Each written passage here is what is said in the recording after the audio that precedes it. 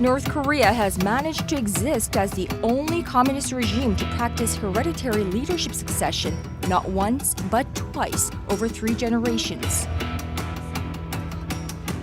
North Korean leader Kim Jong-un has been strengthening his tyrannical reign of terror in recent years, reaching new heights with the execution of his uncle Chang Song-taek and the latest assassination of his half-brother Kim Jong-nam, which Pyongyang is blamed for. Internal purges and executions are becoming the norm in North Korea under the rule of Kim Jong-un. The North Korean leader's tyrannical reign of terror. That's the topic of our discussion with North Korea's former deputy ambassador to London, Tae Young-ho, on Peninsula 24 today.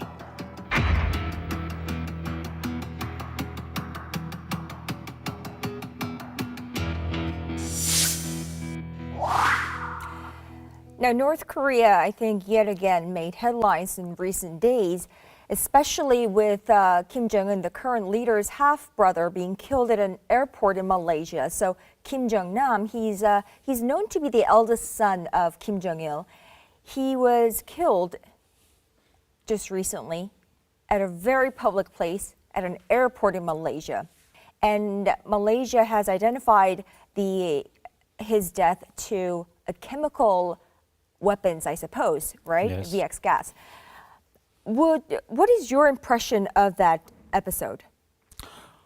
I was not shocked or surprised at all, You were not surprised? Because, at that time, the whole world was shocked and they put up questions how Kim Jong-un, could even kill his half-brother. But I was not surprised, and I had a kind of feeling that something which could have happened, even earlier, just happened. I had this kind of feeling because Kim Jong-nam, as you said, was the first son of Kim Jong-il, and to Kim Jong-un, the existence of this first son has been a great threat and obstacle in legitimizing his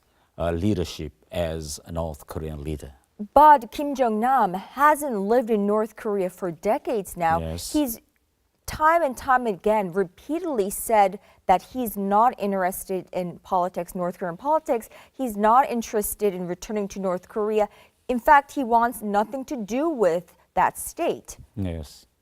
Even though he did not show any kind of interest, and maybe I've missed something, but it really did seem genuine that he really was not interested. If we go back to Kim Jong-il's, first stage of as heir to Kim Il-sung, Kim Jong-il, Kim Jong-un's father, had many rivalries on his way to the leadership. For instance, he had a half-brother, even now he's alive. He is really bright and, very talented half-brother. And also at that time, Kim Jong-il had an uncle who was the head of Organization and Guidance Department of North Korean Workers' Party. So his uncle was a very, very powerful person in North Korean, the leadership. And in order to eliminate all his opponents, Kim Jong-il created a kind of, the theory of cutting off branches of main line. Mm-hmm. And he even inserted this theory as one of North Korean Workers' Party's official policy line. Really? Yes. So after he publicized his theory and won the support of his father, nobody in North Korean's elite group or in Workers' Party's leadership ever challenged the Kim Jong-il's, the leadership at that time. But Kim Jong-un is different because, if he literally copy the policy of his father, then the first son of his father should inherit, the North Korean leadership, while Kim Jong-un is the third son of three sons of Kim Jong-il. So now he changed the official North Korean Workers' Party's policy from cutting off branches to the bloodline of Mountain Baekdu. That means whoever he is, as long as he carries the blood of Kim Jong-il and Kim Il-sung, then he is entitled to that leadership. That is what the Kim Jong-un these days is advocating. But even though he created a theory of Baekdu bloodline, still the existence of the first son, Kim Jong-nam, was a burden, psychological burden, in his mind. In North Korea, the ordinary people do not know the existence of Kim Jong-nam. Right. But Kim Jong-nam, from time to time, he appeared to world media, Yes. make a short interview. Yes. So Kim Jong-nam so far created, continuously the stories of his existence by the world media, which really annoyed, the Kim Jong-un very much. That's why Kim Jong-nam was actually on the list of, the standing order to be killed, By the looks of things, Kim Jong-un is carrying out this reign of terror, if you will, getting rid of anybody and everyone who is in his way, basically. There was that execution of Chang Song-taek, which Yes. was shocking to many because back then it was surprising to many that he would actually go ahead and execute his own uncle, correct? Yeah. And there was that execution, of course, of Hyun Young-chul, the defense chief, and that reportedly, I don't know whether this is true, but from the outside world, we have been hearing stories that it's because he, wasn't paying attention during a meeting with Kim Jong-un. Kim Jong-un is always a fear of the officials around him. That is because his, the past history, created this kind of, the fear and paranoia. Because until 2009, early of 2009, nobody in North Korea knew the existence of Kim Jong-un. Kim Jong-un was a hidden boy by Kim Jong-il.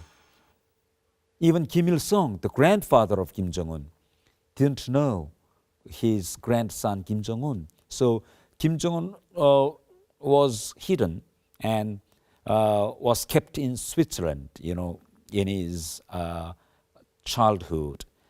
When Kim Jong-un first came to power, to my impression, Kim Jong-un didn't fully understand the complexity of his leadership.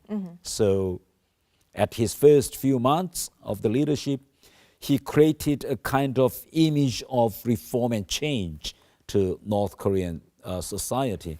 And myself and my colleagues in foreign ministry also had a great expectation. I was very hopeful on him since Kim Jong-un started abroad, so he could be the one who can reform and change North Korea. And at his first, the period of his rule, Kim Jong-un indicated a lot of sign of change. For instance, he started to build a lot of entertainment and, the amusement facilities, what he enjoyed in Europe, and he indicated some kind of, economic reform. And for instance, he showed the Morambong Band in July of 2012, and all of a sudden, North Korean people, faced with American songs, Disney films, in that concert, Beauty and the Beast. Beauty and the Beast of these things. The performers on that stage at that time wore, the mini skirt, So the people's expectation was very high. But all of a sudden, and from later on, and Kim Jong-un even made a film about his mother. Yes, that film, that is the first Kim Jong-un's, the production of his film was banned in North Korea. In North Korea, nobody is allowed to watch that film. If you watch that film, then you have to confess. So that film is totally banned. Why did he produce it if he wants to ban it? Because at the first stage, he did not understand the complexity. So he made a film about his mother, and he showed, this film to some of his officials, whether North Korean society would accept this film or not. But when the high officials watched that film, they gave a very, unexpected and different advice to Kim Jong-un, because Kim Jong-un's mother was also a well-known dancer, and if Kim Jong-un released that film, then that could bring some kind of, debate inside North Korean society, because apart from Kim Jong-nam's mother and Kim Jong-un's mother, there was official, wife of Kim Jong-il,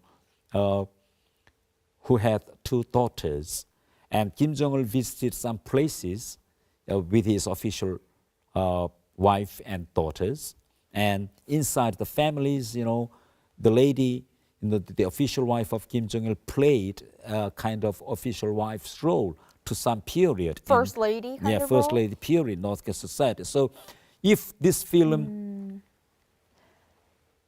is released, it could create a kind of, debate inside the people, and the people would ask then who is the lady who presented herself as a first lady. So that film was forbidden to be released. But I don't know how that film was, released outside the world. That is my, the great question. And by now is the 6th year of Kim Jong-un's rule, but by now Kim Jong-un cannot, tell the North Korean public his age, where he was born, and where he spent his childhood, because in North Korea nobody knew him. And if he delivered his age, then North Korean people can easily calculate the age, the difference between Kim Jong-un and Kim Jong-il, his father.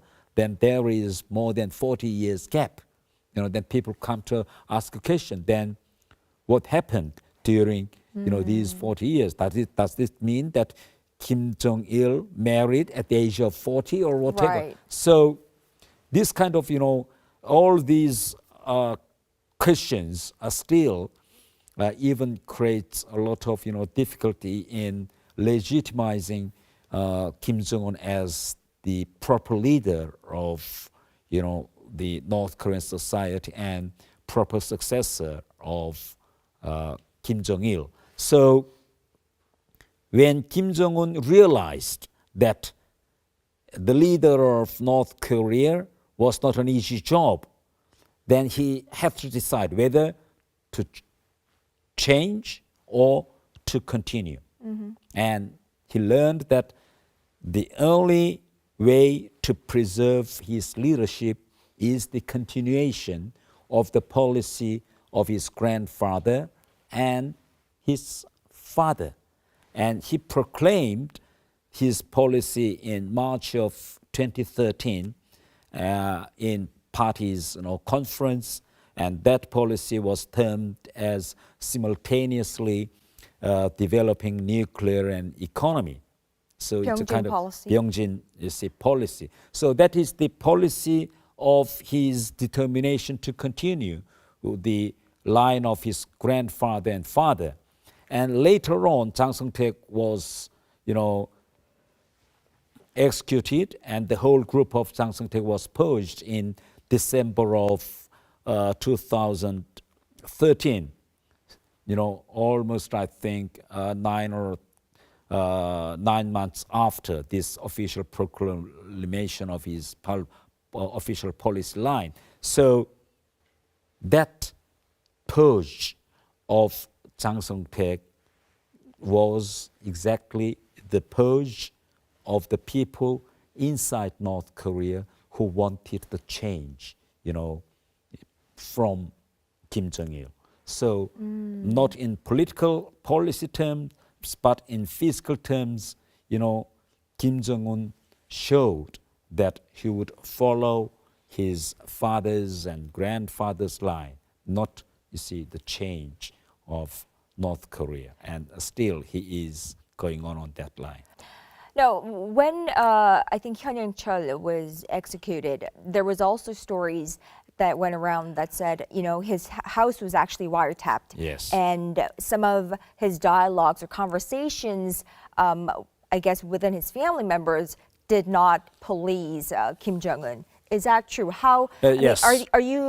Is there surveillance everywhere? Of course. One of the things we have to understand in North Korean society is that the more your ranks of the position, go higher, less freedom you have in North Korea, because there are certain the place in Pyongyang city, certain apartments where only high rankings, are living together. For instance, if you are one or two or three star of generals, and then you should live in government selected, apartments. They all live collectively. And for instance, if you are working in Central Committee of Workers' Party of Korea, the most powerful organization, then you should live in a closed and certain, the buildings. You can't live here and there.